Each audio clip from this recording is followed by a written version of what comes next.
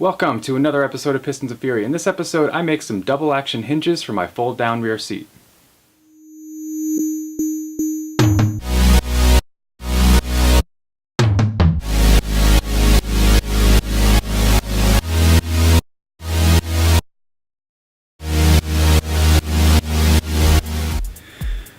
Okay, so in this episode, we are revisiting my fold down rear seat.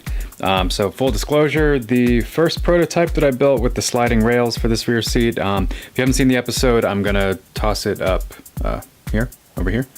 So you can check that out and you'll see what I did there. So the challenge with the fold down rear seat and Mustang coupes is that because of the way the two pieces of the rear seat are situated, you kind of have to have the seat go up and then fold down. You can't have it fold down because then it binds on the bottom portion. So my first attempt was trying to use some drawer sliders to make the seat go up and then out, which worked if you were really gentle with it, but it kind of failed in the first real world user test when somebody who wasn't me, Dan 2, tried to fold down that rear seat and the hinge, or not the hinge, but the slider, the drawer slider pretty much just blew apart. It had some nylon parts in there despite the fact that the frame was steel, and the nylon parts just couldn't handle that lateral pressure because they're not really made to do that. So what I've done is I've actually designed, well, based on some pictures I was looking on the internet, some custom hinge sites, really geeking out on hinges and how they work.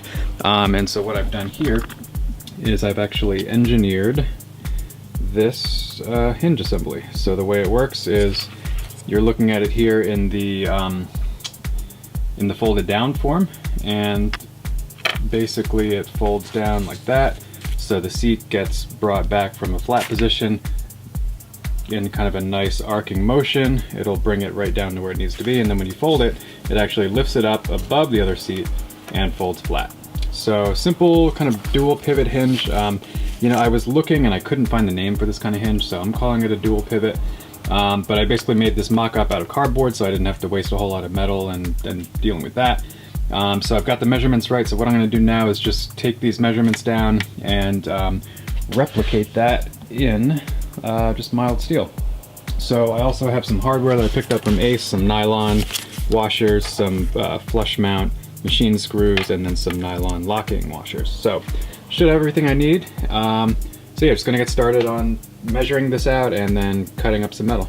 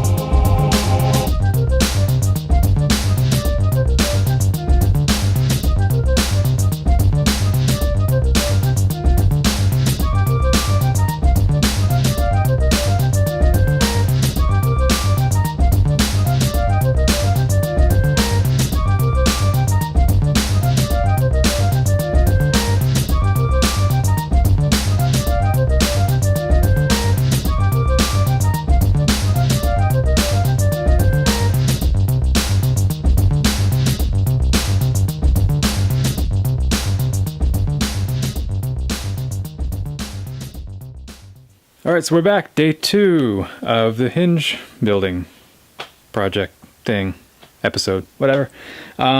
So where I got to is I actually have all the pieces cut out and drilled. I did a test fit of the actual hinge. Geometry is a little off from where I want it, but I think I can make it work. So what I'm going to do now is I have these tapered machine screws, so I'm going to take a larger drill bit and taper these holes so that this fits mostly flush. We'll see how close we can get it. So I'm going to do that and then do final fitment and see if there's anything I need to adjust for the other side or any more parts I need to buy, because I believe I am short, but we will see in a moment where I am.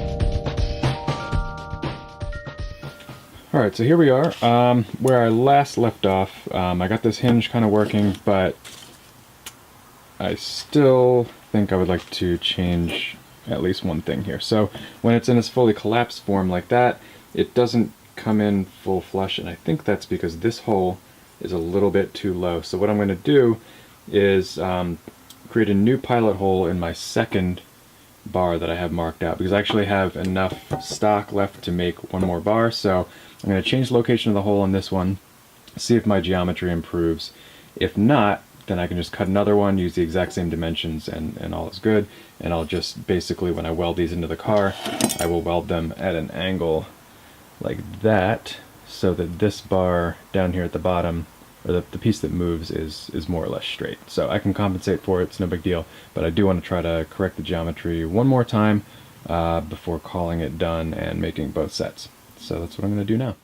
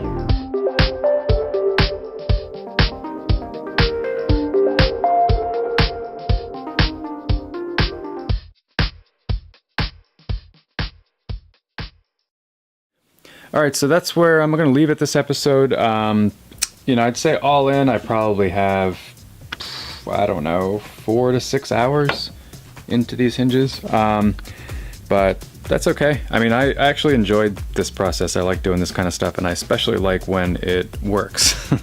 I've had plenty of stuff like this that's kind of ended up in failure. So it's cool to kind of see them actually work. Let me see if I can...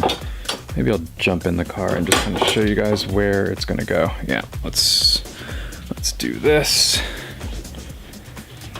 So I've got the back seat, well, the upper part of the back seat out right now.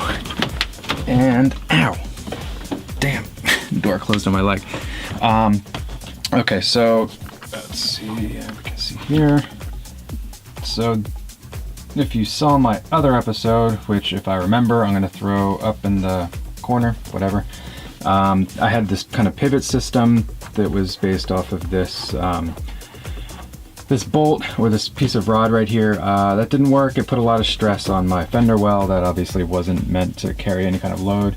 So I need to come in here, cut that off. But the way that this hinge will work basically is it's going to sit right back there, and in its compressed state the back of the seat will be right there. Remains to be seen if that gives me enough clearance. So I'm gonna have to see where I actually mount that on the seat. But the way it works is when the seat is in its upright position like that, hinge will be like that. And then when the seat is folded flat, the hinge will be extended like that. So it lifts up from the bottom here and it pushes it out. So yeah, we'll have to see. It'll actually probably be something more like that because the seat is kind of thick. So let's see, and then we'll fold like that. Yeah, so I don't know. We're gonna have to see how it works, but I like the hinges. I like the design. So yeah, cool. Slowly getting there on this car. Now, you know, like I think I said before, it's really just a matter of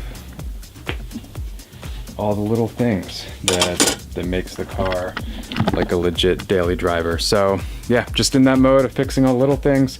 Next episode will hopefully be getting that back seat back in a more permanent way. So yeah, that's going to be the next episode. So again, you know, I feel like I've kind of already done episodes on this, but it's fixing mistakes. That's what it's all about. So if you like the video, throw me a like, subscribe to the channel. Thank you very much for watching, and I will see you next week.